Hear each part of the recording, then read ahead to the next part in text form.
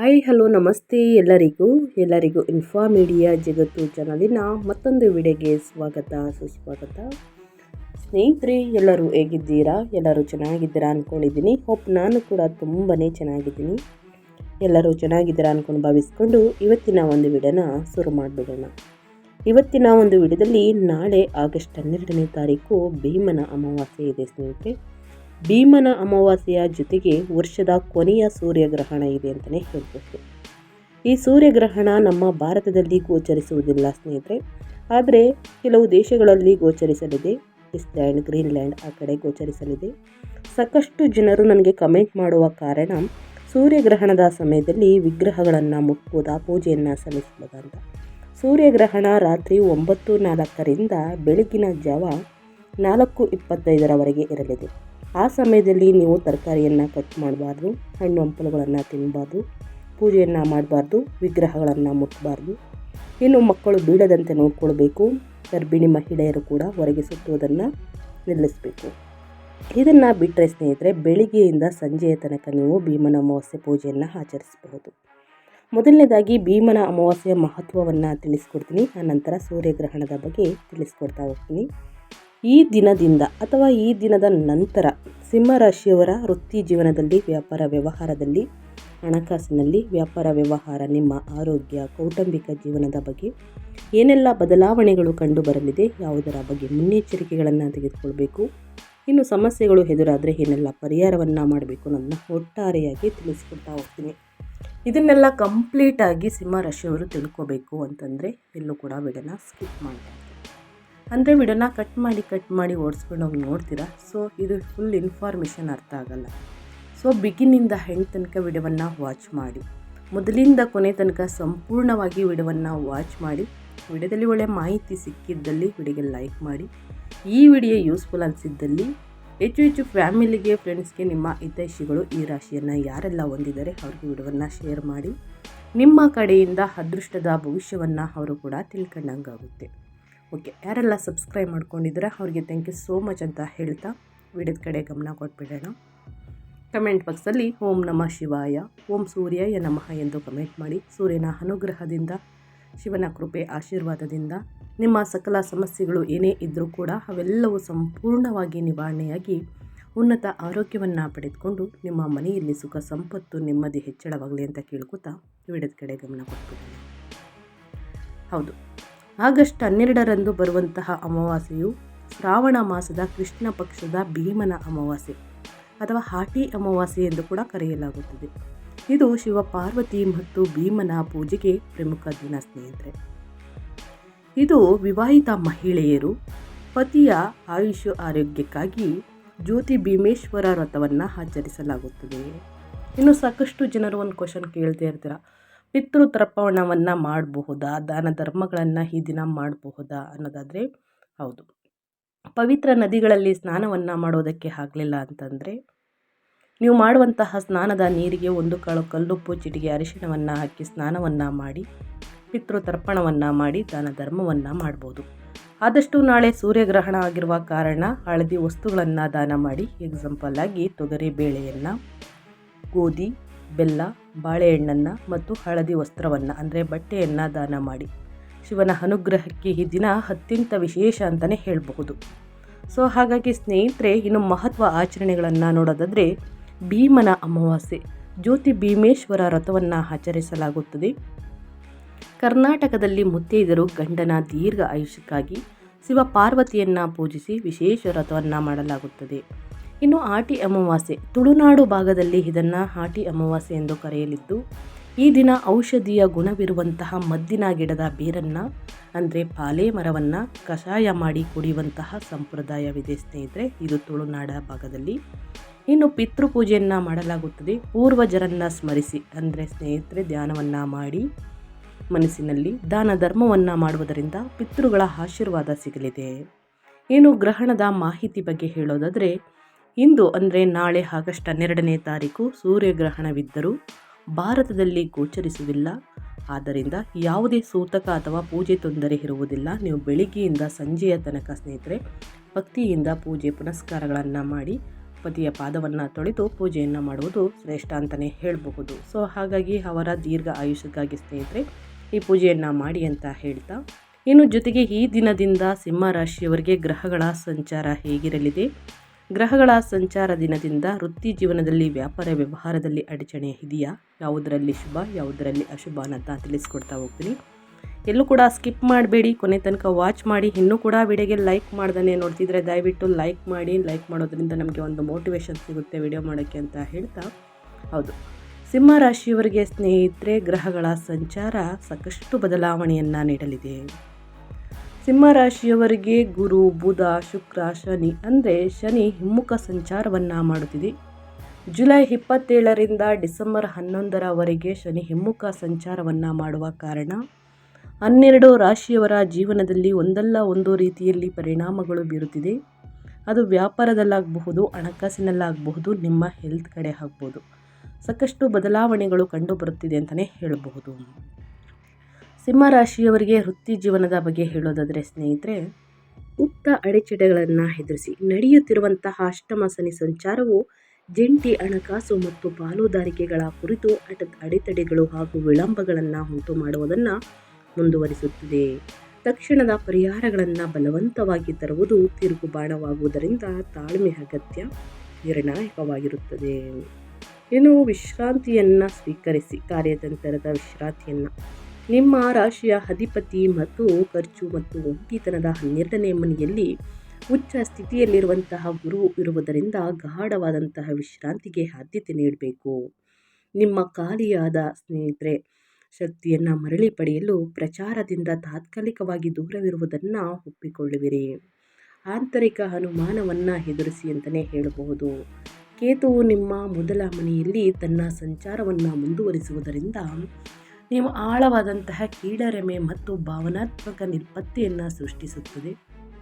ನಿಮ್ಮ ಸ್ವಾಭಾವಿಕ ಸೃಜನಶೀಲ ಬುದ್ಧಿವಂತಿಕೆ ಮತ್ತು ಹಿಂದಿನ ಯಶಸ್ಸನ್ನು ನಂಬುವಂತಹ ಮೂಲಕ ಆಧಾರರಹಿತ ಅಭದ್ರತೆಗಳನ್ನು ಸಕ್ರಿಯವಾಗಿ ಎದುರಿಸಬೇಕಾಗುತ್ತದೆ. ಹಾಗಿದ್ದರೆ ಸಿಂಹ ರಾಶಿಯವರಿಗೆ ಗ್ರಹಗಳ ಸಂಚಾರ, ಸೂರ್ಯಗ್ರಹಣ ಮತ್ತು ಅಮಾವಾಸ್ಯೆ ಇರುವ ಕಾರಣ ಹಣಕಾಸಿನಲ್ಲಿ ಏನೆಲ್ಲ ಬದಲಾವಣೆಗಳು ಕಂಡುಬರಲಿದೆ, ಬೆಲೆ ಬಾಳುವಂತಹ ಖರೀದಿ ಮಾಡುವುದಕ್ಕೆ ಒಳ್ಳೆಯ ಸಮಯವ ಅಥವಾ ಸ್ನೇಹಿತರೆ ಯಾವುದರ ಬಗ್ಗೆ ಮುನ್ನೆಚ್ಚರಿಕೆಗಳನ್ನು ತೆಗೆದುಕೊಳ್ಬೇಕು ಅಂದರೆ, ನಷ್ಟದ 12ನೇ ಮನೆಯಿಂದ ಬರುವಂತಹ ಅಪಾರ ಒತ್ತಡದಿಂದ ಸಂಪತ್ತು ನಿರ್ವಹಣೆ ವಿಪರೀತ ಎಚ್ಚರಿಕೆ ಅಗತ್ಯವಿರುತ್ತದೆ. ಉಚ್ಚ ಗುರು ಇಲ್ಲಿ ತನ್ನ ಕಷ್ಟಕರವಾದ ಸಂಚಾರವನ್ನು ಮುಂದುವರಿಸುತ್ತಾನೆ.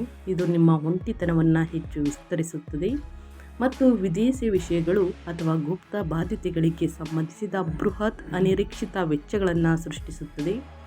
ನಿಮ್ಮ ಸಂಪತ್ತಿನ ಅಧಿಪತಿಯಾದ ಬುಧನು ಆಗಸ್ಟ್ 22ರವರೆಗೆ 12ನೇ ಮನೆಯಲ್ಲಿ ಗುರುವನ್ನು ಸೇರಿಕೊಂಡಾಗ ನಿಮ್ಮ ಬಜೆಟನ್ನು ತಪ್ಪಾಗಿ ಲೆಕ್ಕ ಹಾಕುವ ಅಥವಾ ಕಳಪೆ ಸಂವಹನದ ಮೂಲಕ ಹಣವನ್ನು ಕಳೆದುಕೊಳ್ಳುವ ಹೆಚ್ಚಿನ ಅಪಾಯದಲ್ಲಿದ್ದೀರಿ. ಊಹಾತ್ಮಕ ಹೂಡಿಕೆಗಳನ್ನು ಸಂಪೂರ್ಣವಾಗಿ ತಪ್ಪಿಸಿ. ಈ ತಿಂಗಳು ಏನಾದರೂ ನೀವು ಹೂಡಿಕೆಯನ್ನು ಮಾಡಬೇಕು ಅಂತಂದರೆ ಸ್ನೇಹಿತರೆ ಆದಷ್ಟು ಸಂಪೂರ್ಣವಾಗಿ ನಿಲ್ಲಿಸಬೇಕಾಗುತ್ತದೆ. ಏಕೆಂದರೆ ಈ ಗ್ರಹಗಳ ಜೋಡಣೆಯು ಯಾವುದೇ ಸಂಭಾವ್ಯ ದೀರ್ಘಕಾಲೀನ ಲಾಭಕ್ಕಿಂತ ಗಮನಾರ್ಹವಾದ ಹಣಕಾಸಿನ ಸೋರಿಕೆಯನ್ನು ಬಲವಾಗಿ ಬೆಂಬಲಿಸುತ್ತದೆ. ಇನ್ನು ಅದೃಷ್ಟವಶಾತ್ ಶುಕ್ರನು ಇಡೀ ತಿಂಗಳು ನಿಮ್ಮ 2ನೇ ಮನೆಯನ್ನು ಆಕ್ರಮಿಸಿಕೊಂಡಿರುವುದರಿಂದ ಸ್ಥಿರವಾದ ಆದರೂ ಸಾಧಾರಣವಾದ ರಕ್ಷಣೆಯ ಪದರವನ್ನು ನೀಡುತ್ತಾನೆ. ಅದು ನೀಚ ಸ್ಥಿತಿಯಲ್ಲಿದ್ದರೂ ನಿಮ್ಮ ಕುಟುಂಬಕ್ಕೆ ಊಟ ನೀಡಲು ಮತ್ತು ನಿಮ್ಮ ಮೂಲಭೂತ ಸೌಕರ್ಯಗಳನ್ನು ಸುರಕ್ಷಿತವಾಗಿರಿಸಲು ಸಾಕಷ್ಟು ಬೆಂಬಲವನ್ನು ಒದಗಿಸುತ್ತದೆ. ಸ್ನೇಹಿತರೆ, ನಿಮ್ಮ ಸ್ವಾಭಾವಿಕ ಸಿಂಹ ರಾಶಿಯ ಉದಾರತೆಯನ್ನು ನೀವು ಸಕ್ರಿಯವಾಗಿ ತಡೆಹಿಡಿಯಬೇಕು ಮತ್ತು ಇತರರನ್ನು ಮೆಚ್ಚಿಸಲು ಸ್ನೇಹಿತರೆ ಐಷಾರಾಮಿ ವಸ್ತುಗಳನ್ನು ಖರೀದಿಸುವುದನ್ನು ವಿರೋಧಿಸಬೇಕು. ಸಂಬಂಧಿಕರನ್ನು ಮೆಚ್ಚಿಸುವುದಕ್ಕೋಗಿ ಸ್ನೇಹಿತರೆ ಐಷಾರಾಮಿ ವಸ್ತುಗಳನ್ನು ಖರೀದಿ ಮಾಡಿದ್ರೆ ಮುಂದಿನ ದಿನಗಳಲ್ಲಿ ಹಣಕಾಸಿನ ಪ್ರಾಬ್ಲಮ್, ಒತ್ತಡ ಎದುರಾಗಲಿದೆ. ಇದನ್ನು ಗಮನದಲ್ಲಿಟ್ಕೊಳ್ಳಿ. ಈ ತಿಂಗಳು ಮುಗಿದ ನಂತರ ಒಂದಷ್ಟು ಹೂಡಿಕೆಯನ್ನು ಮಾಡಿ. ನಿಮ್ಮ ಸಂಗ್ರಹವಾದ ಉಳಿತಾಯವನ್ನು ನಂಬಿಕೊಳ್ಳಿ ಮತ್ತು ಹೊರ ಹೋಗುವಂತಹ ಪ್ರತಿಯೊಂದು ವಹಿವಾಟನ್ನು ಕಟ್ಟುನಿಟ್ಟಾಗಿ ಮೇಲ್ವಿಚಾರಣೆ ಮಾಡಿ. ಅನಗತ್ಯ ಬಿಲ್ಗಳಿಗೆ ಆದ್ಯತೆ ನೀಡುವ ಮೂಲಕ ಮತ್ತು ಹೊಸ ಸಾಲಗಳನ್ನು ತೆಗೆದುಕೊಳ್ಳಲು ನಿರಾಕರಿಸುವ ಮೂಲಕ ಶಾಶ್ವತ ಹಾನಿಯಿಲ್ಲದ ಈ ಅತ್ಯಂತ ನಿರ್ಬಂಧಿತ ಮತ್ತು ಬೇಡಿಕೆಯ ಹಣಕಾಸಿನ ಅವಧಿಯನ್ನು ನೀವು ಯಶಸ್ವಿಯಾಗಿ ನ್ಯಾವಿಗೇಟ್ ಮಾಡಬಹುದು. ಒಟ್ಟಾರೆಯಾಗಿ ಸಿಂಹ ರಾಶಿಯವರಿಗೆ ಹಣಕಾಸಿನ ವಿಚಾರದಲ್ಲಿ ಏನೆಲ್ಲ ಬದಲಾವಣೆಗಳು ಕಂಡುಬರಲಿದೆ ಅನ್ನೋದನ್ನ ಕಂಪ್ಲೀಟಾಗಿ ತಿಳಿಸ್ಕೊಟ್ಟಿದ್ದೀನಿ. ಹಣಕಾಸಿನ ಬಗ್ಗೆ ಆಗಲಿ, ನಿಮ್ಮ ವ್ಯಾಪಾರ ವ್ಯವಹಾರದ ಬಗ್ಗೆ ಆಗಲಿ ಏನೇ ಡೌಟ್ಸ್ ಇದ್ದರೂ ಕೂಡ ಕಮೆಂಟ್ ಮಾಡಿ, ಖಂಡಿತವಾಗಿಯೂ ಪ್ರತಿಯೊಬ್ಬರಿಗೂ ಆನ್ಸರ್ ಮಾಡ್ತೀನಿ ಅಂತ ಹೇಳ್ತಾ, ಇನ್ನು ಮುಂದಿನದಾಗಿ ನಿಮ್ಮ ಹೆಲ್ತ್ ಅಂದರೆ ನಿಮ್ಮ ಆರೋಗ್ಯ ಮತ್ತು ಯೋಗಕ್ಷೇಮದ ಬಗ್ಗೆ ಹೇಳೋದಾದರೆ, ಯಾವುದರ ಬಗ್ಗೆ ಸಿಂಹರಾಶಿಯವರು ಮುನ್ನೆಚ್ಚರಿಕೆಗಳನ್ನು ತೆಗೆದುಕೊಳ್ಬೇಕು ಅನ್ನೋದನ್ನ ನೋಡೋದಾದರೆ, ನಿಮ್ಮ ದೈಹಿಕ ಶಕ್ತಿಯು ಈ ತಿಂಗಳ ಆರಂಭದಿಂದ ತೀವ್ರವಾದ ಹೊಡೆತವನ್ನು ಎದುರಿಸುತ್ತದೆ. ಇದು ತಕ್ಷಣದ ಹಸ್ತಕ್ಷೇಪದ ಅಗತ್ಯವಿರುತ್ತದೆ. ಆಗಸ್ಟ್ 12ನೇ ತಾರೀಕು ಸೂರ್ಯಗ್ರಹಣ ಮತ್ತು ಅಮಾವಾಸ್ಯೆ ಮುಗಿದ ನಂತರ ನಿಮ್ಮ ಒಂಟಿಯಾದ 12ನೇ ಮನೆಯ ಮೂಲಕ ಸೂರ್ಯನ ಸಂಚಾರವು ನಿಮ್ಮ ನೈಸರ್ಗಿಕ ಶಕ್ತಿಯನ್ನು ಖಾಲಿ ಮಾಡುತ್ತದೆ. ಇದು ನಿದ್ರಾಹೀನತೆ ಮತ್ತು ಅನಿರೀಕ್ಷಿತ ಆಸ್ಪತ್ರೆ ಭೇಟಿಗಳಿಗೆ ನಿಮ್ಮನ್ನು ದುರ್ಬಲಗೊಳಿಸುತ್ತದೆ. ಈ ಬಳಲಿಕೆಯು ನಿಮ್ಮ 8ನೇ ಮನೆಯಲ್ಲಿ ನಡೆಯುತ್ತಿರುವಂತಹ ಅಷ್ಟಮ ಶನಿ ಸಂಚಾರದಿಂದ ಹೆಚ್ಚು ಸಂಯೋಜಿಸಲ್ಪಟ್ಟಿದೆ ಅಂತಲೇ ಹೇಳಬಹುದು. ಇದು ನಿಮ್ಮ ಸಾಮಾನ್ಯ ಯೋಗಕ್ಷೇಮಕ್ಕೆ ದೀರ್ಘಕಾಲದ ಆಯಾಸ, ದುಃಖ ಅಥವಾ ಹಠಾತ್ ಅಡೆತಡೆಗಳನ್ನು ತರುವುದನ್ನು ಮುಂದುವರಿಸುತ್ತದೆ. ಈ ಗುಪ್ತ ಸಮಸ್ಯೆಗಳನ್ನು ನಿವಾರಣೆ ಮಾಡುವುದಕ್ಕೆ ಕೊನೆಯಲ್ಲಿ ಪರಿಹಾರವನ್ನು ತಿಳಿಸ್ಕೊಡ್ತೀನಿ. ಖಂಡಿತವಾಗಿಯೂ ಸರಳ ಪರಿಹಾರವಾಗಿರುತ್ತದೆ, ಶಕ್ತಿಶಾಲಿಯಾದಂತಹ ಪರಿಹಾರ. ಹಾಗಾಗಿ ಎಲ್ಲರೂ ಕೂಡ ಅನುಸರಿಸಿ. ನೀವು ಗಾಢವಾದಂತಹ ಅಡೆತಡೆ ಇಲ್ಲದೆ ವಿಶ್ರಾಂತಿಗೆ ಆದ್ಯತೆ ನೀಡಬೇಕು ಮತ್ತು ಅಪಘಾತಗಳಿಗೆ ಅಥವಾ ಮೂಳೆ ಗಾಯಗಳಿಗೆ ಕಾರಣವಾಗುವಂತಹ ಯಾವುದೇ ಕಠಿಣ ದೈಹಿಕ ಚಟುವಟಿಕೆಗಳನ್ನು ಸಂಪೂರ್ಣವಾಗಿ ಕೈಬಿಡಬೇಕು. ಮನೋವೈಜ್ಞಾನಿಕ ಆರೋಗ್ಯವು ಸಾಮಾನ್ಯವಾಗಿ ದುರ್ಬಲವಾಗಿರುತ್ತದೆ, ಏಕೆಂದರೆ ಕೇತುವು ನಿಮ್ಮ ಮೊದಲ ಮನೆಯಲ್ಲಿ ತನ್ನ ಸಂಚಾರವನ್ನು ಮುಂದುವರಿಸುವುದರಿಂದ ಆಳವಾದ ಕೀಳರಿಮೆ, ಆಧ್ಯಾತ್ಮಿಕ ಗೊಂದಲ ಮತ್ತು ನಿಮ್ಮ ಸ್ವಂತ ದೇಹದಿಂದ ನಿರ್ಪತ್ತೆಯನ್ನು ಹುಟ್ಟುಹಾಕುತ್ತದೆ. ನೀವು ಸಾಮಾನ್ಯವಾಗಿ ಸ್ನೇಹಿತರೆ ಅದೃಶ್ಯರಾಗಿದ್ದೇವೆ ಮತ್ತು ಅಭದ್ರತೆಯಿಂದ ಬಳಲುತ್ತಿದ್ದೇವೆ ಎಂದು ಭಾವಿಸಬಹುದು. ನಿಮ್ಮ ಗುಪ್ತ ಆತಂಕಗಳನ್ನು ನಿವಾರಿಸಲು ದಿನನಿತ್ಯದ ವೈದ್ಯಕೀಯ ತಪಾಸಣೆಗಳನ್ನು ನಿಗದಿಪಡಿಸುವ ಮೂಲಕ ಈ ಆಳವಾದ ಭಯವನ್ನು ಎದುರಿಸಿ.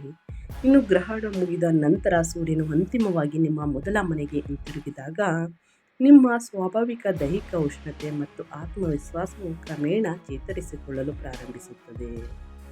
ಹಾಗಾಗಿ ಶಿಸ್ತಿನಿಂದ ಬೆಳಗಿಂದ ಸ್ನೇಹಿತರೆ ನೀವು ದಿನಚರಿಯನ್ನು ಸ್ವಲ್ಪ ಬೇರೆ ರೀತಿ ಅಳವಡಿಸಿಕೊಳ್ಬೇಕಾಗುತ್ತದೆ.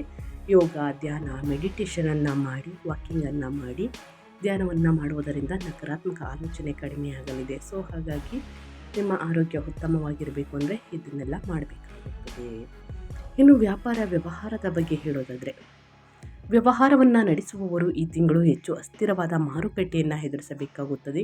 ನಿಮ್ಮ 7ನೇ ಮನೆಯ ಮೂಲಕ ರಾಹುವಿನ ಮುಂದುವರಿದ ವಕ್ರಿ ಸಂಚಾರವು ನಿಮ್ಮ ಪ್ರಮುಖ ವಾಣಿಜ್ಯ ಪಾಲುದಾರಿಕೆಗಳಲ್ಲಿ ಊಹಿಸಲು ಸಾಧ್ಯವಾಗದ ಆತಂಕಗಳು ಮತ್ತು ಅಸಾಂಪ್ರದಾಯಿಕ ಬದಲಾವಣೆಗಳನ್ನು ಉಳಿಸಿಕೊಳ್ಳುತ್ತದೆ. ವಿಶ್ವಾಸಾರ್ಹ ಒಪ್ಪಂದಗಳಿಗೆ ಹಠಾತ್ತನೆ ಮರು ಸಮಾಲೋಚನೆ ಅಗತ್ಯವಿರಬಹುದಾದ್ದರಿಂದ ನೀವು ನಂಬಲಾಗದಷ್ಟು ಹೊಂದಿಕೊಳ್ಳುವವರಾಗಿರಬೇಕು. ಆಗಸ್ಟ್ 5ರವರೆಗೆ ತನ್ನದೇ ಆದಂತಹ 11ನೇ ಮನೆಯಲ್ಲಿ ಬುಧನ ಸಂಕ್ಷಿಪ್ತ ತಗ್ಗುವಿಕೆಯು ಲಾಭವನ್ನು ಸುರಕ್ಷಿತವಾಗಿರಿಸಿಕೊಳ್ಳಲು ಒಂದು ಸಣ್ಣ ಅವಕಾಶವನ್ನು ನೀಡುತ್ತದೆ. ಅದಿಯಾಗೋ ಅದು ನಿಮ್ಮ 12ನೇ ಮನೆಗೆ ಚಲಿಸಿದಂತೆ ಹಠಾತ್ ಕಾರ್ಯಾಚರಣೆಯ ವೆಚ್ಚಗಳು ಮತ್ತು ವ್ಯಾಪಾರ ಒಪ್ಪಂದಗಳಿಗೆ ಸಂಬಂಧಿಸಿದ ಗೊಂದಲಮಯ ವಿಳಂಬಗಳನ್ನು ನಿರೀಕ್ಷಿಸಿ. ಈ ಗುಪ್ತ ಸೋರಿಕೆಗಳು ನಿಮ್ಮ ಲಾಭವನ್ನು ನಾಶಪಡಿಸುವುದನ್ನು ತಡೆಯಲು ನಿಮ್ಮ ಮೇಲ್ಮೈ ವೆಚ್ಚಗಳನ್ನು ಸೂಕ್ಷ್ಮವಾಗಿ ಟ್ರ್ಯಾಕ್ ಮಾಡಿ. ನಿಮ್ಮ 11ನೇ ಮನೆಯಲ್ಲಿ ಸಂಚರಿಸುವುದರಿಂದ ನಿಮ್ಮ ರಕ್ಷಣೆ, ಮಂಗಳ ಸ್ನೇಹಿತರೆ ಸಂಚಾರವನ್ನು ಮಾಡುವುದರಿಂದ ನಿಮ್ಮ ರಕ್ಷಣೆ ದೊರೆಯುತ್ತದೆ. ಇದು ನಿಮ್ಮ ಸ್ಪರ್ಧಾತ್ಮಕ ಆಸೆ ಮತ್ತು ಆದಾಯದ ಸಾಮರ್ಥ್ಯವನ್ನು ಬಲವಾಗಿ ಹೆಚ್ಚಿಸುತ್ತದೆ. ಒಟ್ಟಾರೆಯಾಗಿ ಹೇಳಬೇಕು ಅಂತಂದರೆ, ಯಾವುದೇ ಸ್ನೇಹಿತರೆ ಮಧ್ಯವರ್ತಿಯ ಮಾತುಗಳನ್ನು ಕೇಳಿ ಪಾಲುದಾರಿಕೆ ಸಹಿಯನ್ನು ಹಾಕುವುದು, ಒಪ್ಪಂದಗಳನ್ನು ತೆಗೆದುಕೊಳ್ಳುವುದು ಇದನ್ನು ಬಿಡಿ ಸ್ನೇಹಿತರೆ. ನಿಮ್ಮ ಬುದ್ಧಿವಂತಿಕೆಯಿಂದ ಅಥವಾ ನಿಮಗೆ ಗೊತ್ತಿರುವಂತಹ ಒಳ್ಳೆಯ ವ್ಯಕ್ತಿಯಿಂದ ಪರಿಣಿತರ ಸಲಹೆಗಳನ್ನು ತೆಗೆದುಕೊಂಡು ಹೂಡಿಕೆಯನ್ನು ಮಾಡಿ ಪಾಲುದಾರಿಕೆಗೆ ಸಹಿಯನ್ನು ಹಾಕಿ 2-3 ಬಾರಿ ಪರಿಶೀಲಿಸಿ ನಂತರವೇ ನಿರ್ಧಾರಗಳನ್ನು ತೆಗೆದುಕೊಳ್ಳುವುದು ಉತ್ತಮ. ಇನ್ನು ಕುಟುಂಬದ ಬಗ್ಗೆ ಹೇಳೋದಾದರೆ, ನಾಳೆ ಭೀಮನ ಅಮಾವಾಸ್ಯೆ ಇದೆ. ಯಾರೆಲ್ಲ ಮದುವೆಯಾಗಿದ್ದೀರಾ ಸ್ನೇಹಿತರೆ ಅಂಥವರು ಅವರ ಪತಿಯ ಆಯುಷ್ಯ ಆರೋಗ್ಯಕ್ಕಾಗಿ ಪೂಜೆಯನ್ನು ಸಲ್ಲಿಸಿ, ಪಾದಗಳನ್ನು ತೊಳೆದು ಶಿವಪಾರ್ವತಿಯನ್ನು ಪೂಜಿಸಿ. ಕೌಟುಂಬಿಕ ಜೀವನವು ಒಂಟಿತನ ಮತ್ತು ಸೌಮ್ಯವಾದ ಬೆಂಬಲದ ಸಂಕೀರ್ಣ ಮಿಶ್ರಣವನ್ನು ಪ್ರಸ್ತುತಪಡಿಸುತ್ತದೆ. ತಿಂಗಳ ಅರ್ಧ ಭಾಗದಲ್ಲಿ ಸೂರ್ಯನು ನಿಮ್ಮ 12ನೇ ಮನೆಯಲ್ಲಿ ಅಡಗಿಕೊಂಡಿರುವುದರಿಂದ ನಿಮ್ಮ ಕುಟುಂಬ ಸದಸ್ಯರಿಂದ ನೀವು ದೂರವಿರುವಂತೆ ಅನ್ನಿಸಬಹುದು ಅಥವಾ ಮನೆಯ ಜವಾಬ್ದಾರಿಗಳಿಂದ ಸಂಪೂರ್ಣವಾಗಿ ಹಿಂದೆ ಸರಿಯುವ ಬಯಕೆಯಿಂದ ಮುಳುಗಿ ಹೋಗಬಹುದು. ಈ ತಾತ್ಕಾಲಿಕ ಭಾವನಾತ್ಮಕ ಅನುಪಸ್ಥಿತಿಯು ನಿಮ್ಮ ಪ್ರೀತಿ ಪಾತ್ರರನ್ನು ಗೊಂದಲಕ್ಕೀಡು ಮಾಡಬಹುದು. ಶಾಂತ ಘರ್ಷಣೆಗೆ ಕಾರಣವಾಗುತ್ತದೆ. ಆದಾಗ್ಯೂ ನಿಮ್ಮ 2ನೇ ಮನೆಯಲ್ಲಿರುವ ನೀಚ ಶುಕ್ರನು ಈ ಮಾತನ್ನು ಮೃದುಗೊಳಿಸುತ್ತಾನೆ. ಶಾಶ್ವತವಾಗಿ ನೋವನ್ನು ಉಂಟು ಮಾಡದೆ ತ್ಯಾಗಕ್ಕಾಗಿ ನಿಮ್ಮ ಅಗತ್ಯವನ್ನು ವ್ಯಕ್ತಪಡಿಸಲು ನಿಮಗೆ ಅವಕಾಶಗಳು ನೀಡುತ್ತಾನೆ. ಶಾಂತಿಯುತ ವಾತಾವರಣವನ್ನು ಕಾಪಾಡಿಕೊಳ್ಳಲು ದಯೆಯುಳ್ಳ ಪದಗಳನ್ನು ನಂಬಿಕೊಳ್ಳಿ ಸ್ನೇಹಿತರೆ.